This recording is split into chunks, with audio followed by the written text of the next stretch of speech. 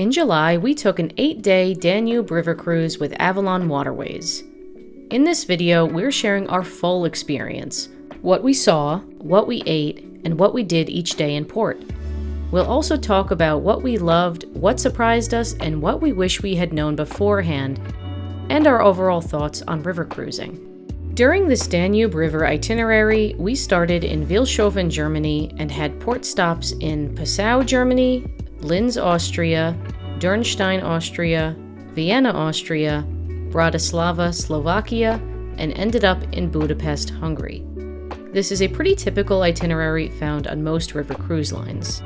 Before our cruise, we added on Avalon's 2-night pre-cruise extension in Prague, so let's start there.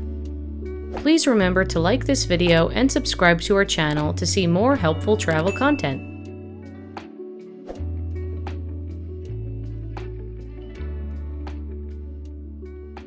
This river cruise came at the end of a 7-week stretch of back-to-back European cruises, so by the time we arrived in Prague, we were already in full travel mode.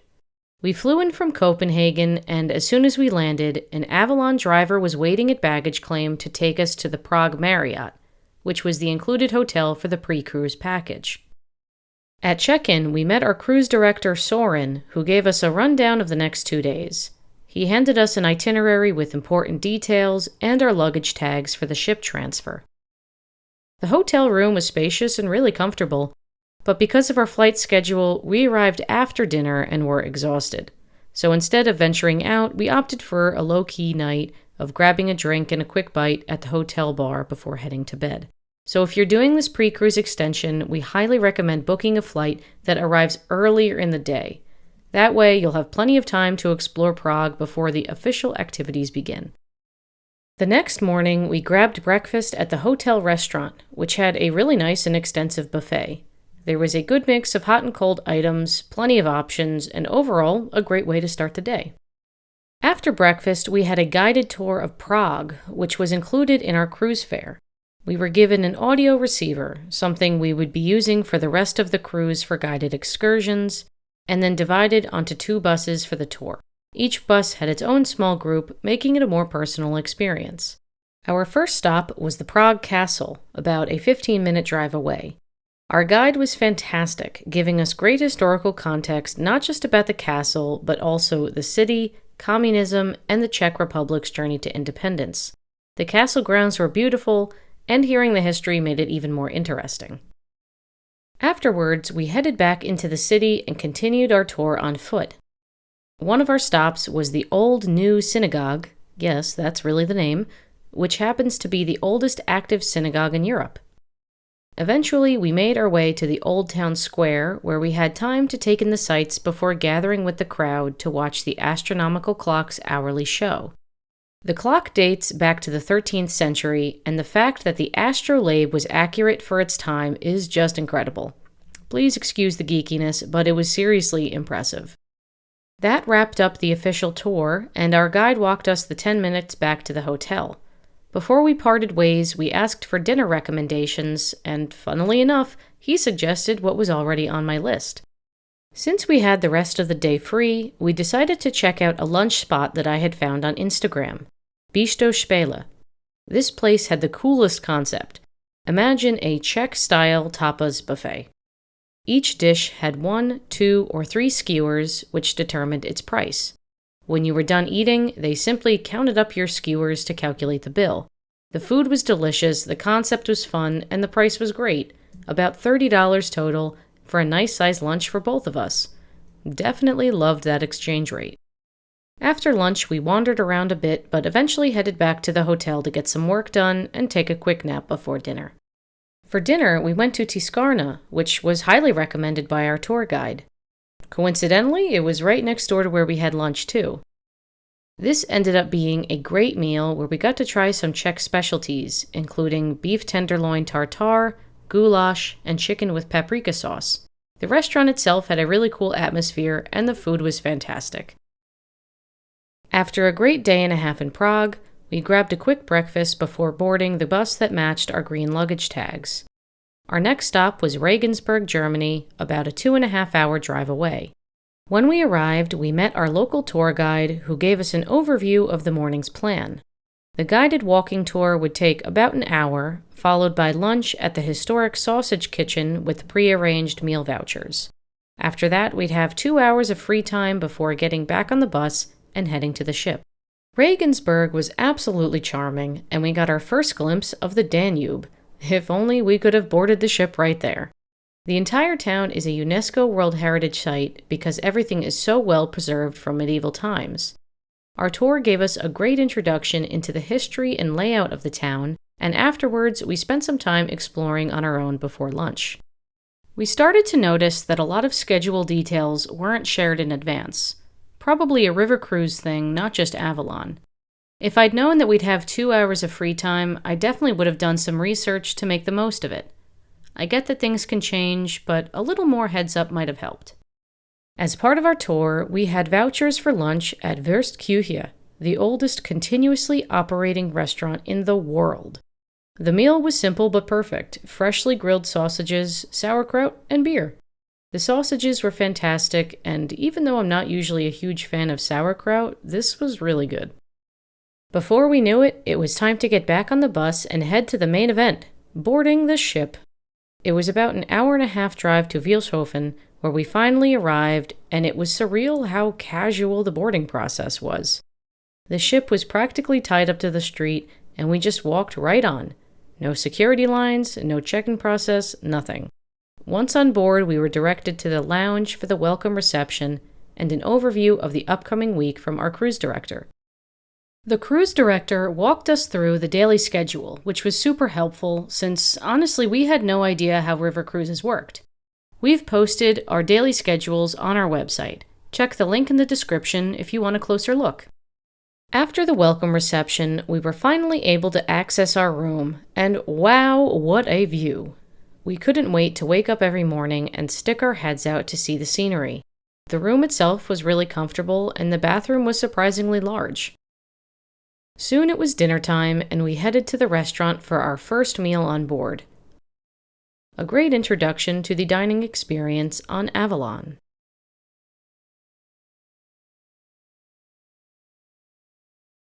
After dinner, we made our way to the top deck to watch as we entered our first lock of the trip.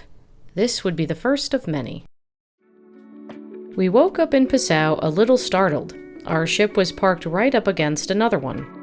When I opened the curtains, I found myself just a few inches away from someone else's room on the ship next to ours. This was something we had no idea about.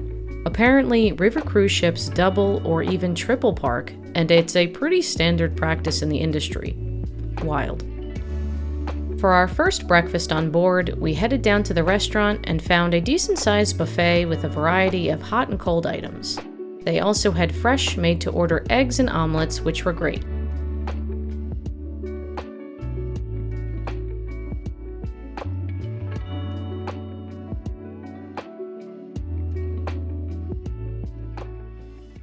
We were signed up for a morning hike to Veste Oberhaus, the fortress overlooking the town, so we geared up and headed to the exit. But because we were docked next to another ship, we actually had to cross through their lobby to get out. I understand that this is common on river cruises, but it still felt a little strange. Our adventure guide led the way, and the walk there was supposed to take about 30 minutes. We consider ourselves to be well-paced walkers, but within minutes we felt like the guide and the rest of the group were running a marathon. We were left in the dust, but didn't really mind. We caught up briefly when everyone had to wait to cross the street, but that didn't last long. The path up to the fortress was a steep incline on cobblestones, which was already a challenge, but for two people from the flattest place on Earth, aka Florida, it was nearly impossible. And it was raining too. Eventually, we made it to the top, and beyond the fortress, we were rewarded with an incredible view. If you're in Passau and can make the climb, this is a must-see. The town is known for the confluence of 3 rivers, the Danube, the Inn, and the Ybbs, which create a distinct color break in the water. Just as we got up there, the guide announced it was time to turn around and head back the way we came. Unlike the rest of the group, we actually wanted to explore the fortress, so we let the guide know that we'd be veering off on our own.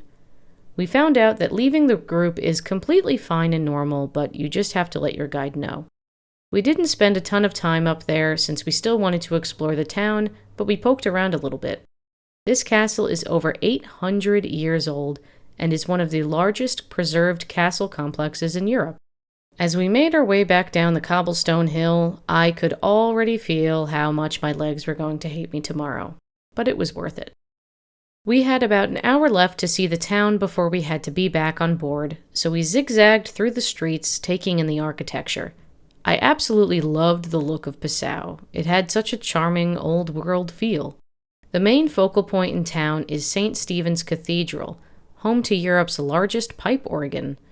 I would have loved to see it, but unfortunately it was undergoing refurbishment.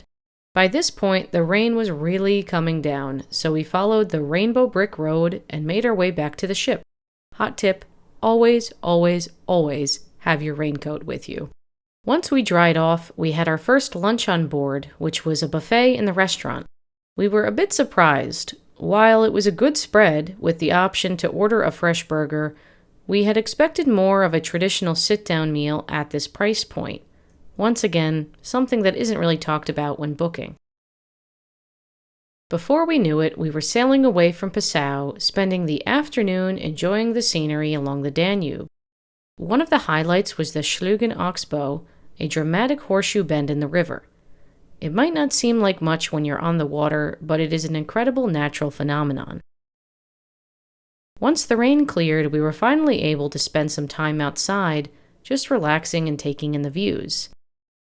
Later, we sat in for the port talk of the following day's stop in Linz before heading to dinner. As we were finishing our meal, we arrived in Linz, and the ship tied off at the dock. That's when we learned that, once docked, we were free to go out and explore all night. Wish we knew that we had the whole evening there ahead of time. Today was a big day. We were heading to Cesky Krumlov. While Avalon includes many tours and excursions at no extra cost, they also offer a handful of premium experiences that you can opt into for an additional fee. We decided to spend a little extra to visit this fairy tale town in the Czech Republic, about an hour and a half away from Linz. When we arrived, we met our tour guide, who was fantastic. We had seen a lot about Cesky Krumlov on Instagram, but seeing it in person was something else. The entire town is a UNESCO World Heritage Site, with its main area enclosed by a dramatic oxbow in the river.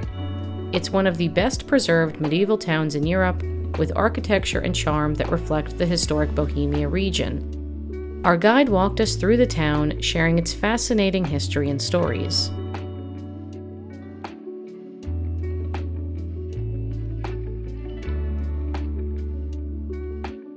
Part of our tour took us through the castle, which dates back to the 1200s.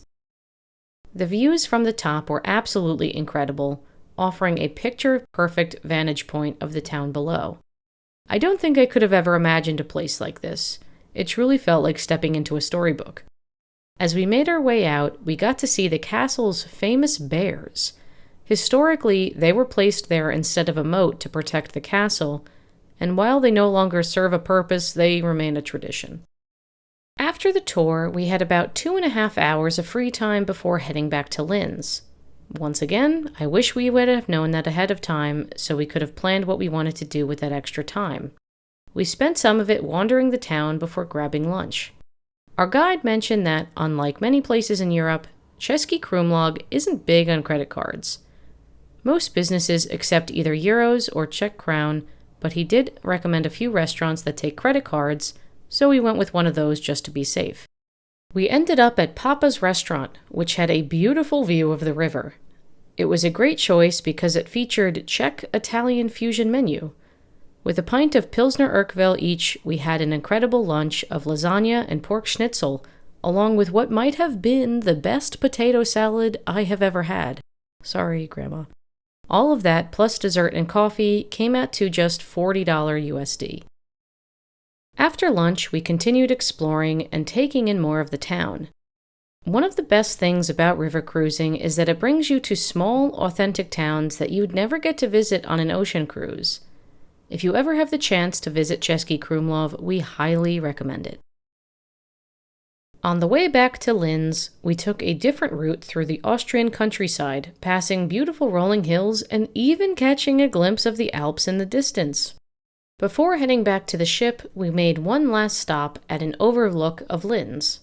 We later found out that this area is called Puslingberg, and there's actually a tram from the city center that takes you up the hill. Right next to the overlook is the Pilgrimage Church of Our Lady of Seven Sorrows, which is an incredible work of architecture.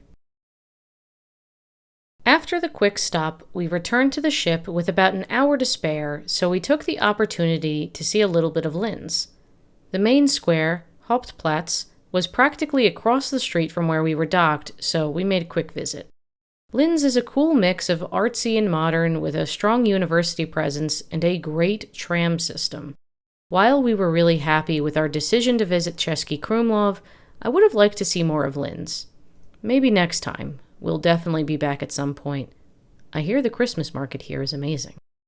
One of the things we really came to love about river cruising was how easy it was to get on and off the ship. On Avalon, every time you enter or exit, you just scan your key card so they know you're back on board. Super simple. That evening, we had another nice dinner on board, but after such a long day, we headed to bed early once again. The plan for today was simple: explore, relax, and enjoy the river. We had 3 scheduled stops: Ybbs, Emmersdorf, and Durnstein. Our first stop was Ybbs, where we had about 30 minutes to walk around. Almost everyone on board chose one of the 3 excursions, with the most popular being a visit to the Melk Abbey. Since these excursions required guests to disembark in Ybbs, the ship actually sailed away without them, and then stopped in Emmersdorf to pick them up later. Because we weren't doing any of the excursions, we had the ship almost entirely to ourselves for a few hours, which was a rare and peaceful experience. Ybbs was a cute town, and we would have liked to see more of it, but we had to run back to the ship.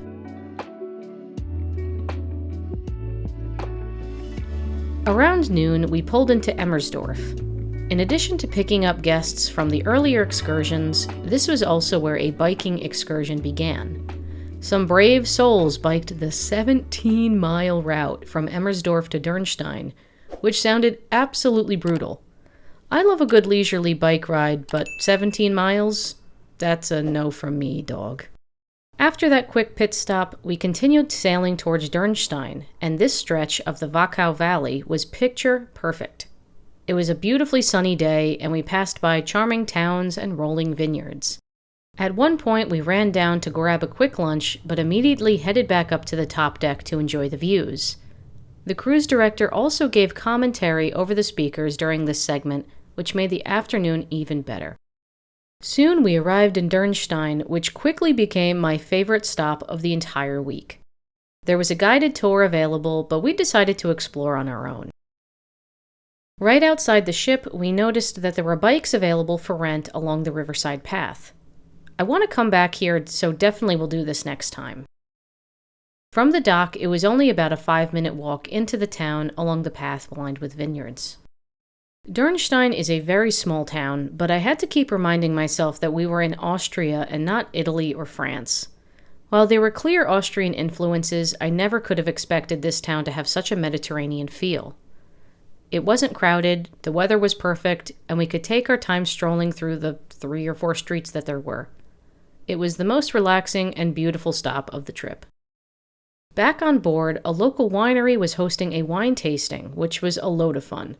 We ended up buying a bottle of wine and some of the apricot jam, which is what this region is famous for. Spoiler alert, it might be the best thing I have ever tasted. We wanted to keep the evening just as leisurely as the rest of the day, so we opted to eat in the bistro instead of the main dining room. It offered the same food as the restaurant, but served buffet style in pre-portioned containers. After dinner, we took our wine up to the top deck and enjoyed the views while most guests were still in the dining room. To see all the dining menus from our Danube itinerary, check out the link in the description below. The following morning, we woke up in Vienna, triple parked alongside other river cruise ships. As we stepped outside, we saw a long line of buses waiting to take passengers from various ships to their respective tours. We found ours and got ready for an overview tour of the city. The bus took us through Vienna, passing by stunning palaces, museums, and the gilded insanity that the city is known for. The drive was a whirlwind of impressive sights, but we barely had time to process everything before the bus dropped us off at the Rose Garden near the Hofburg Imperial Complex. Our guide was extremely knowledgeable, but I found myself wishing we had stopped at some of the grander sites that we had driven past earlier. Instead, we spent a lot of time in the Hofburg, which, while historic, didn't feel as visually impressive as some of the other landmarks. Eventually, we ended up in Stephansplatz, the main city square. This was the tourist equivalent of Times Square. The main attraction here was St. Stephen's Cathedral, which was nothing short of spectacular. After wrapping up the guided portion of our tour, our guide informed us that we had about an hour of free time before meeting back at the bus. I'm sensing a pattern here. So we zipped around trying to see some of the other landmarks before grabbing a coffee and heading back to our meeting point. We were scheduled to be in Vienna all day, but with the July heat, we quickly lost motivation to continue exploring and decided to head back to the ship for now. However, getting back on board meant walking up, through, and over and down another ship before reaching ours. While it was interesting to see another ship, I feel a certain type of way about having to walk through another just to get to ours. Is this an American thing where we're so used to heightened security measures? Also, what happens if you're in a wheelchair or can't handle steep steps? By this point, we'd been traveling for 7 weeks already, and we were pretty wiped out. We wanted to explore more of Vienna, but between the heat and travel fatigue, it just wasn't happening. River cruising is amazing, but it is a lot. New places every day with little downtime. It's hard to justify skipping excursions, even when you need to take a break. We knew we had more trip ahead of us, so instead of pushing through, we took the afternoon to recharge. Vienna will still be there next time, and we can't wait. Back on board, we checked out the outdoor barbecue lunch set up on the top deck. The food was great, and it was a nice change from the usual buffet lunch in the restaurant. Since we were on the ship for the afternoon, we decided to check out the afternoon tea in the lounge. Every day at 4 o'clock, they set up a spread of light bites along with tea and coffee, which was really nice. From there, we moved into happy hour, attended the port talk, and then headed down to the restaurant for dinner. The next morning in Bratislava, we decided to skip the walking tour and hike, opting instead to explore a bit of the city on our own. Out of all the major cities and capitals in Europe, Bratislava probably isn't at the top of most people's lists. However, there's something special about visiting a place that isn't overwhelmingly popular or overrun with tourists.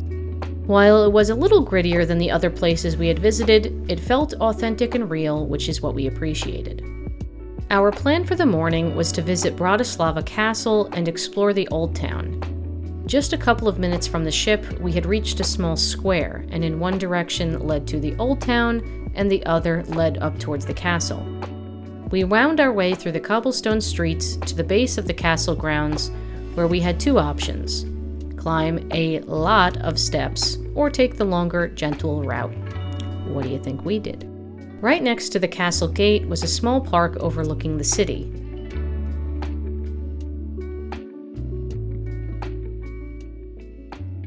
We took a stroll through the castle grounds and out to the gardens, which were really beautifully maintained and provided a little relief with the summer heat. Exiting through the gardens, we found a small outdoor cafe where we stopped for a quick break. And from there, we discovered a shortcut leading back down towards the Old Town. The Old Town is made up of a few winding streets lined with restaurants, cafes, and shops. At the center is Michael's Gate, which dates back to the 1300s. We continued wandering until we reached the main square, home to the Old Town Hall and Museum. It was a great way to take in the city at our own pace. When we made our way back to the ship, we couldn't board right away because another Avalon ship was in the process of double parking next to us. After waiting a bit, we eventually got back on board and had a nice lunch before heading to the bridge for a quick tour with the captain, which was a really cool experience. On Avalon, the second to last night of the cruise is their gala dinner. It features a special menu and is also a chance to recognize and thank the crew for everything they do. We always make a point to appreciate the crew because they're at the heart of any great cruise experience. Dinner was fantastic and felt like a perfect way to start wrapping up the trip.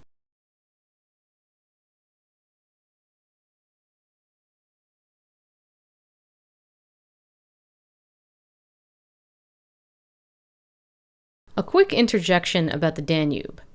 On this itinerary, we went through 11 locks. It's a wild experience because as the water levels adjust, you can literally stick your hand out and touch the lock wall that was 20 feet underwater just minutes earlier. Between Bratislava and Budapest, we passed through the Gabčíkovo lock, the largest lock on this route, which is big enough to fit 2 ships at the same time. We had all too quickly reached the final day of our trip, Budapest. Budapest is a large city with many of its sites spread out, so we thought a hop-on, hop-off bus tour would be the best way to see as much as possible. We bought our tickets in advance, and with the heat already kicking in, it seemed like a great decision. One of the pickup points was right outside the central market hall, which was just a short walk from the ship. Since we were already there, we took in some time to wander through the market. After checking out the market, we looked for our bus stop and found a city sightseeing rep who informed us that this stop was closed and we had to go to the next one. Then it happened again, and again. And after being sent to multiple locations, we finally found a group of people waiting outside the Dohány Street Synagogue and managed to get on a bus from there. Fine, but frustrating. Once on the bus, things seemed to be going well, until we started noticing that we had passed the same buildings multiple times. The bus was not following the map we were given, but was instead just driving where traffic was light. Then, instead of heading towards the key sites we wanted to see, we crossed over and went in the complete opposite direction. We weren't too happy at that point and got off and cut our losses. At this point, we were across the river from the ship, so we headed back to regroup. We didn't get to see Parliament, Buda Castle, Fisherman's Bastion, or any of the places we had planned to visit on the bus. 0 out of 5 stars for the city sightseeing bus in Budapest. In the afternoon, we had a fun excursion planned, so we spent our time in between getting some packing done. After enjoying the wine tasting on board in Durnstein, we had decided to upgrade to an afternoon wine tasting tour in Budapest. This was a small group excursion with about 15 of us, and we all piled into a minibus for the 40-minute drive to the Etiek wine region. This area has similar soil composition to the Champagne region in France and is best known for its white and sparkling wines. Our first stop was Nadash Winery, a tiny cottage tucked into a residential street. Somehow, our whole group squeezed into the small tasting house, where we sampled a fantastic selection of wines and learned about the process of winemaking at a small family-run winery. Our second stop was in a vineyard complex with small winery spaces and an event venue. This stop looked like something straight out of a movie. It was still hot outside, but sitting under a shaded pergola with fans made it feel like the perfect summer afternoon. At Zoad Winery, another micro winery, we tasted some incredible wines, so good that we even brought a bottle to take home with us. Hungary isn't usually thought of as a wine destination, but it should be. This tour was such a special experience and gave us a glimpse of Hungary that most tourists miss. Back on board, we had a great final dinner before heading straight up to the top deck for one last highlight of the trip. Even though we were staying overnight in Budapest, the ship spent the evening cruising up and down the Danube for a proper send-off. Not only was this an amazing way to end the trip, it also allowed us to see some of the sights we had missed earlier in the day. As we sailed past the Hungarian Parliament building, my jaw dropped. It felt like we were inside a river cruise commercial. This was the kind of one-of-a-kind experience that river cruising is all about. At sunset, it was beautiful. But as it got darker, the city lights turned on, and suddenly, it was go time. It was the perfect ending to an incredible trip. Not just for our Danube River cruise, but for our entire 7-week European adventure. At 5 a.m., we left the ship for our transfer to the airport. Avalon also sets up grab-and-go breakfast items for departing guests. And just like that, our journey had come to an end. Overall, we had a really great trip. River cruising is a fantastic way to see the world, and the Danube has some incredible cities and towns to see along the way. We highly recommend it, and it's not just for old people. One thing I wish we'd known going into it is that our days are really structured around meal times. Whether you're in a port for specific reasons due to the tides or docking schedules, you can go off on your own to eat, but because you don't know the times before heading on the cruise, you never really know how long you actually have in a port. Yeah, because we could have made reservations for a special dining experience, but we didn't know when we were going to be in port until, which was kind of annoying. Yeah, and on the ship, you only have a specific window of time where food is being served. So, as someone who likes to eat all day, that's not really conducive to how we like to vacation. Or also, if you're out and about and doing your own thing, oh, hold on, we got to get back if we want to eat our free and included food. But for a lot of people, this isn't necessarily seen as a problem. But from people that are ocean cruisers and having food available at any given time, this was a big difference. For instance, when we were in Vienna, we could have ate in Vienna, but lunch was only being served on the ship until 1:30, and then the next mealtime isn't again until 7 o'clock at night. Yeah. You can't really count the piece of cake at 4:45 a meal, but still, Yeah. When you think about the price of the river cruise in totality, why should we go off the ship to have food when it's included? Another big surprise was that most of the sailing happened at night, which, okay, fine, but you look at all the commercials for, Viking and, whatever, and you're sailing through these beautiful places, beautiful sailing scenery. You don't really get that. So all day you're in port, which is great and wonderful and super, awesome for the experience. But then any sailing, you don't really see much sailing. There was really 1 or 2 days where we had any scenic sailing. Well, and if we didn't stay on this ship for the Wachau Valley, Wachau. Okay. We wouldn't have seen any of that because most of the people went out and did an Abbey tour. We were 6 people on the ship with us. Yeah. And we enjoy sailing. I mean, that's one of the reasons we love cruising so much is we love the views. We love being able to relax and see this. But you just go, go, go. And then you wake up in the morning and like, oh, okay, I guess we're in a new place. And there could be someone right next to you. Yeah. You open the door and it's like, oh, I can touch you. In all the promotional materials, these river cruise lines talk about the balconies or the lack thereof balcony, that you have a giant window. I can't see anything. So what's the point of even having a balcony? Well, okay, when you are in port and there isn't a ship next to you. And there isn't a ship next to you, it's great. When we were in Vienna, there was not a ship on our, outside view, and we were able to see across the water to the newer side of Vienna. And that was great, and it was wonderful. It was getting fresh air. But that was really the only time that we experienced that or used our room in such a way like that. So our final thoughts of Avalon-specific information: if you missed a meal during the specified meal times, you weren't really eating on board. Avalon has some small little bites and snacks in the... Mixed nuts and cookies. Yeah. In the back lounge, which is fine for, a quick bite. But if you're out and about and you miss lunch, you have to go back out and find lunch. I don't know if that is a specific thing for Avalon. And on day 6, someone mentioned that room service is available, which was news to us. Yeah. But you can only get room service during meal times, so there's no point.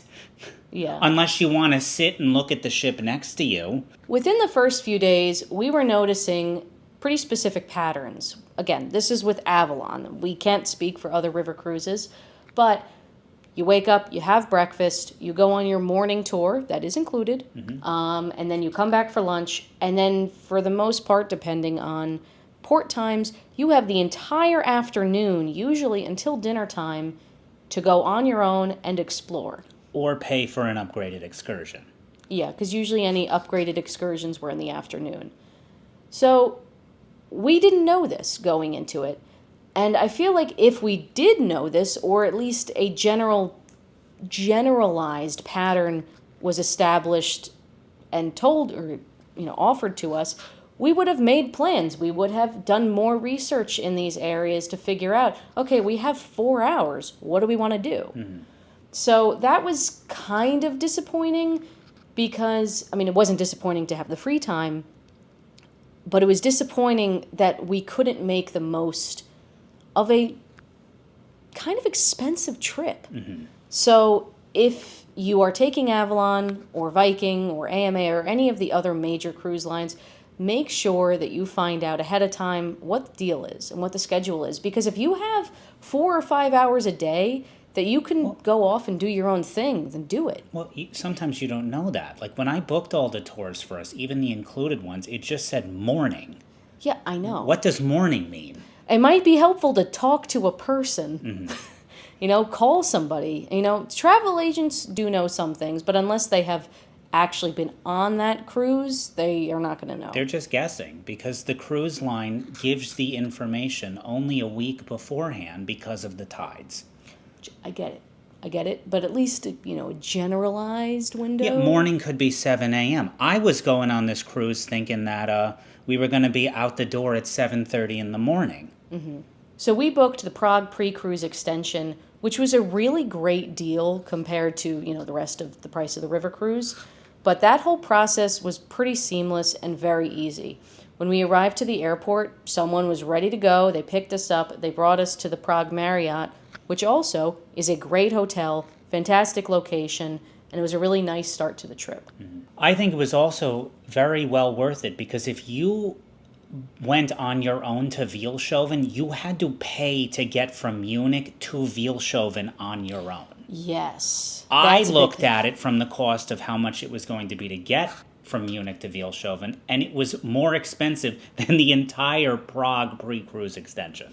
That's right. So if you just do the river cruise and none of the, because there's a pre-cruise extension and a post-cruise extension, if you have one of those extensions, your transportation from wherever you are is included to and from the ship. Mm-hmm. So we were talking to some of the other guests on board who had flown into Munich, I think it was the day before, and they had to figure out, I think it was a 40-minute train ride or so.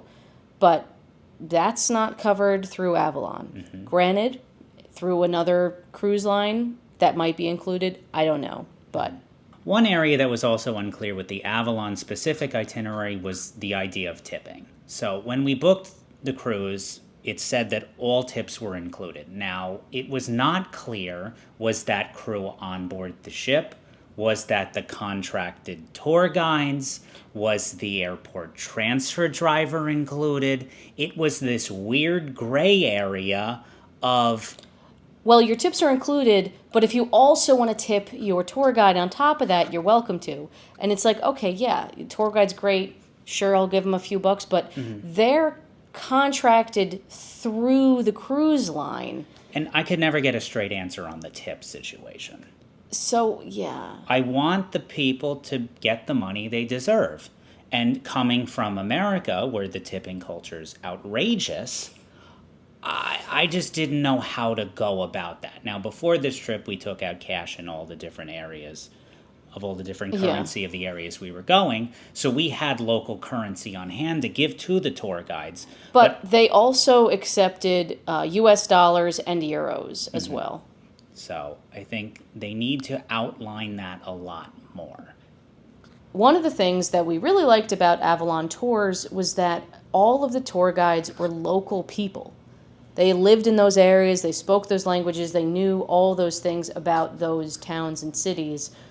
So I don't know how it is on other river cruise lines. It was nice that you had people that knew actually what was going on instead of having 1 or 2 people that were traveling with you on board that were giving the tours. Mm-hmm. And also, we are not a big fan of group tours. I will say that. We hate a bus tour. Yes. We do not enjoy them.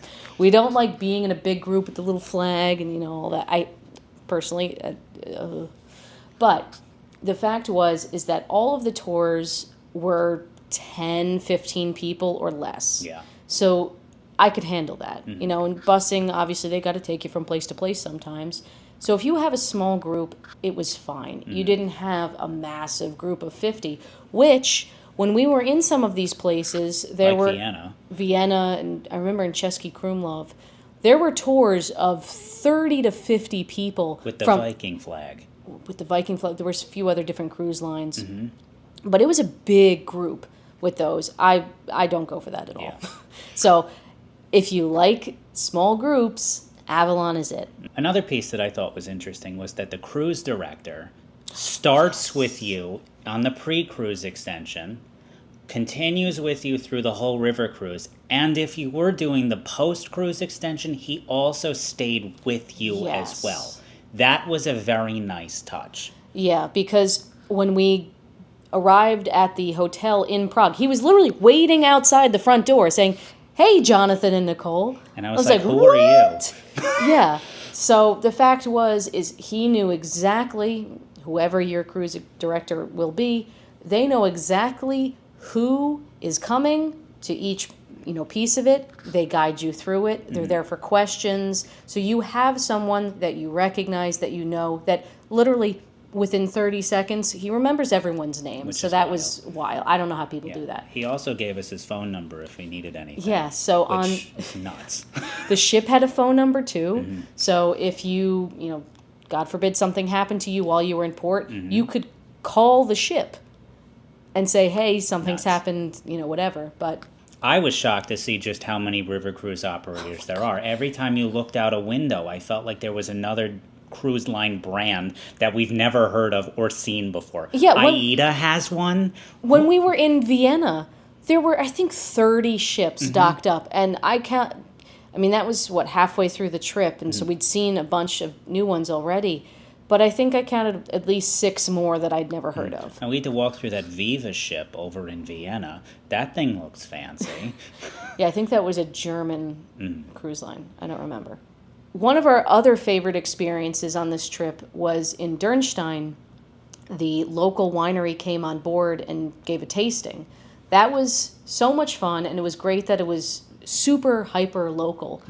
I wish that there were more experiences like that of bringing, local things on board. That might be the case on other rivers, or other cruise lines might do more of that. I don't know, but that was a really unique experience that we enjoyed. River cruising was a fantastic way to see the world, and not in a touristy way. Unlike ocean cruising, where you're going around and seeing major cities along the way, with river cruising, you're seeing a lot of those little tiny towns that you don't get to see with ocean cruising. And there's not that many tourists there. And it's a unique opportunity that we wouldn't normally have. Yeah. If we had known some of these things beforehand, I feel like we could have made more out of our trip. But overall, I think it was a great experience for us to have. I'm very interested in trying a different or another river cruise line to see how it compares. Or even just a different river. Because I hear the Rhine is really nice. Yeah. Or a Christmas market. Yeah, the Christmas market, that'd be nice. But the Danube, what did you say before? That we only went 11, 12 hours down the river. We could have driven it in 12 hours. You think of the Danube River as a ginormous feat. Which it is a big river, but the portion we did was this much of it. If we had known everything that we know now, we could have made more of our trip.